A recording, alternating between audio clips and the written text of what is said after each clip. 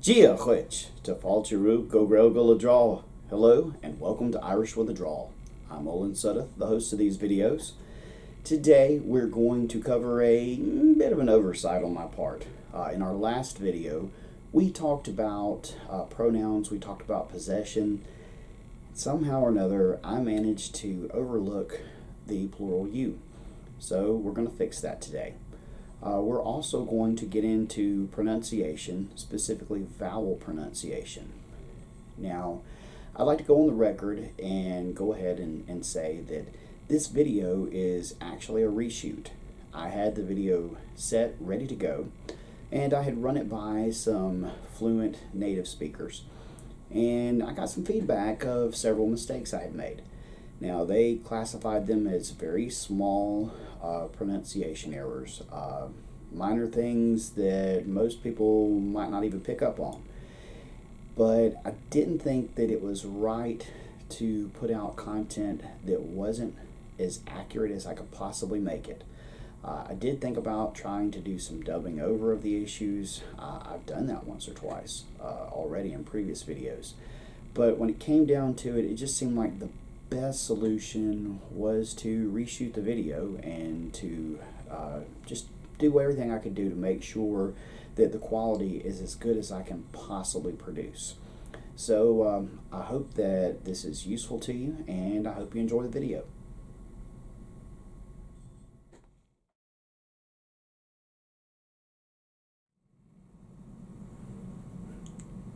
In our last video, we covered the very basics of sentence construction. Now, we went through various pronouns and whatnot, and in what I'm going to kindly call a bit of a brain blank moment, I neglected to cover the plural you. If you're not familiar with the concept of a plural you, don't be surprised. In English, at least in American English, it's not something that we really use anymore. Once upon a time, we used the word ye to indicate you as in you all, but that's fallen out of favor. Today, you would say something like, how is everyone doing? Hey, how are you guys today? That sort of thing. The plural you itself is a form that we really don't use anymore, at least in American English, except in the South. Now, in the South, we have the contraction of you and all, which is y'all. How are y'all today? We use y'all in almost any conversation. But outside of that, the plural you, it's not really used in English, or at least not in American English. In Ireland, however, in Irish, that's a different story. The plural you is alive and well. Now, we should have talked about this in our last episode, but we touched on it really, if you think back all the way to the first episode, when we talked about how to say hello. Gia Hwich, that is hello to you, one person, whereas Gia Hwiv is hello to multiple people, or at least more than one person. Literally, those translate to God with you, or God with all of you. This concept flows through the Irish language, and we have, if we were to do it in a sentence, we would look at the word shiv. Shiv is the pronoun for the plural you.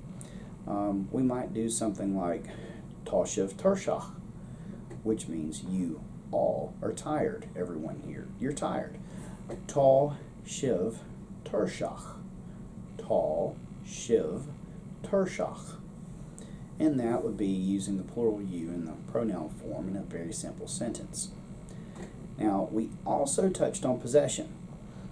And so when I went to record this video initially, I went through, and this has actually caused me to have to re-record this video right now, this section, because I made a recording, shared it with some of my friends who happen to be fluent or native speakers, and I got a bit of a nails on the blackboard type response from them. You see, I use Duolingo to help learn Irish, to study it. Duolingo is an excellent little app. It really gets you involved every day. It reminds you, it prods you, and it's just a great way to stay engaged with the language on an ongoing basis. The problem is Duolingo has some mistakes. It has some shortcomings. One of those is that Duolingo represents itself as teaching standard Irish with some conic forms. The problem is standard Irish is really supposed to be about writing, about spelling, not so much speaking. Well, for the possessive term for the plural you, they use agav. Well, agav is not really a correct pronunciation. It really doesn't follow any of the dialectical pronunciation rules. And so as I learned, this should really, in conic, it should be pronounced closer to agri. Agri.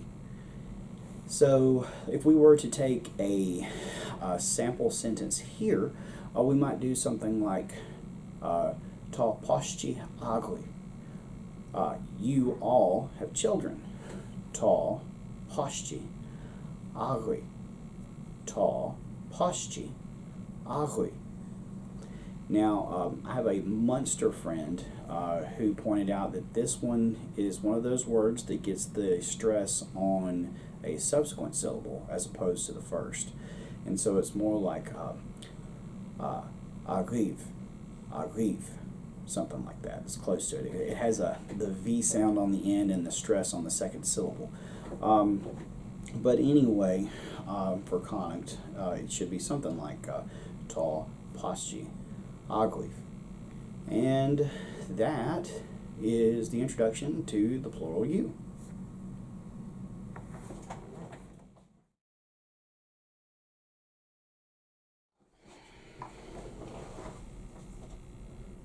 Now let's talk about long vowels, which, by the way, are one of the big reasons I reshot this video. I discovered that as a handy little feature of my drawl, my accent, I tend to go into a lot of diphthongs. If you don't know what that is, consider the word bay. You notice that it goes from a long A to a long E sound, bay. And that's something that a lot of people will do regardless of their accent, but with my awesome southern accent, I do it a little more than some people do.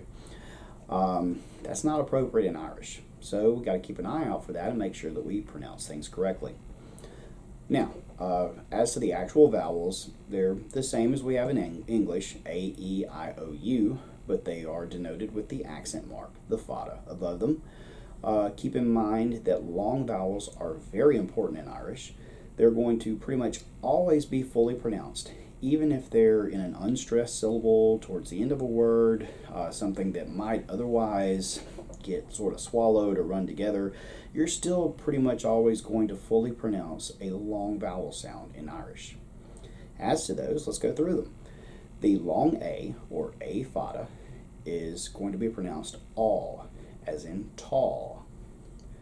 The long E, E fada, gets A, sort of like in shay. Make sure not to turn that into A like I tend to do. It's not shay, it's shay.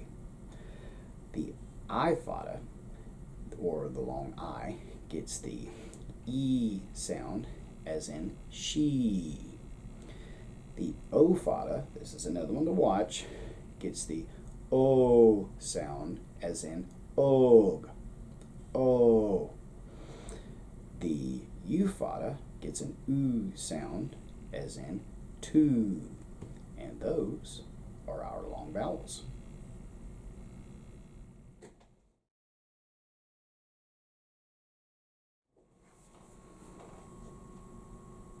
Now let's look at our short vowels. And we have the same letters, A, E, I, O, U. But you need to keep in mind that these, which don't have the accent mark, no fada, these are very short in Irish. Make sure not to overstress them. Your A makes the ah sound, as in log. E makes an eh sound, as in le. I makes an I sound, as in shin. O, it makes sort of a sound between ah and look at gama or gurmad. It's sort of a Not quite but close. U does make an sound. Rud. Also keep in mind, in Irish, if you have an unstressed syllable that has a short vowel, that short vowel will often become a schwa. That's a indistinct sort of central bland vowel sound. It sounds a lot like For English words that have the schwa, think about the a in another. Just sort of an indistinct. It's not an a. It's not, but it's another. Another such word would be pencil. Look at the I. Pencil. It has that If you are in an unstressed syllable, which most of the time, except in Munster Irish, the first syllable is going to get the stress.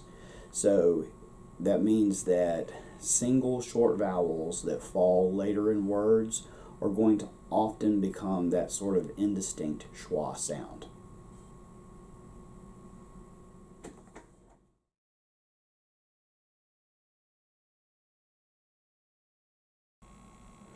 For our last section, let's get into vowel combinations.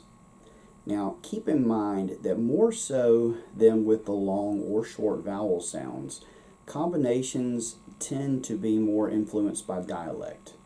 You'll get more variation here, and you can see more variation even amongst individual words. But that said, let's go ahead and get started.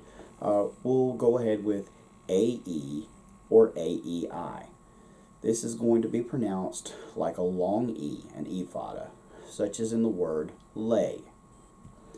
AO or AOI will be pronounced like a long I, an I fada.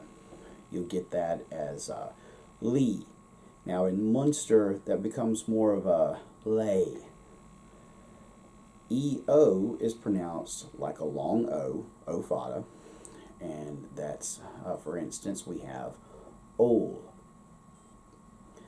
Now, OI-EI, this one can be quite a lot of variation amongst dialects. It's close to a short E sound.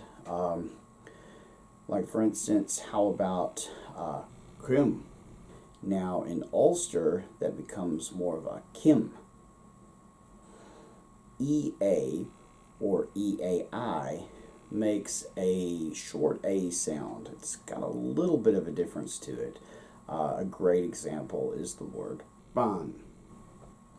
IA or IAI sounds like an I fada followed by a short A sound.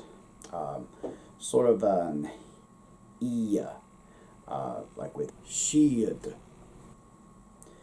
UA or UAI, likewise, it's a U fada followed by a short A. A good example would be Newwood. UI is a short I sound that can kind of get a little bit of a W, especially in the middle of a word, like with wit. And those are probably not every combination, but those are your really common combination of vowel sounds.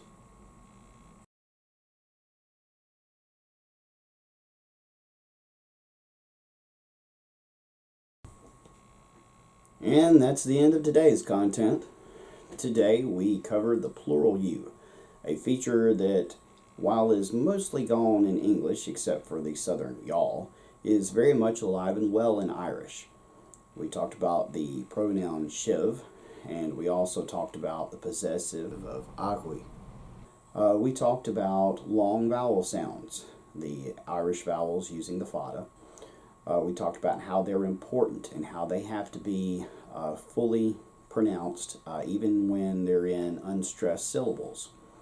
We talked about short vowel sounds. We talked about how they tend to fade into a schwa, a basic sound, such as in pencil, when they're not in a stressed syllable. We talked about some typical vowel combinations and some of the sounds they make, and the fact that these tend to vary a lot more according to dialect than do long or short vowel sounds. And that's what we covered today.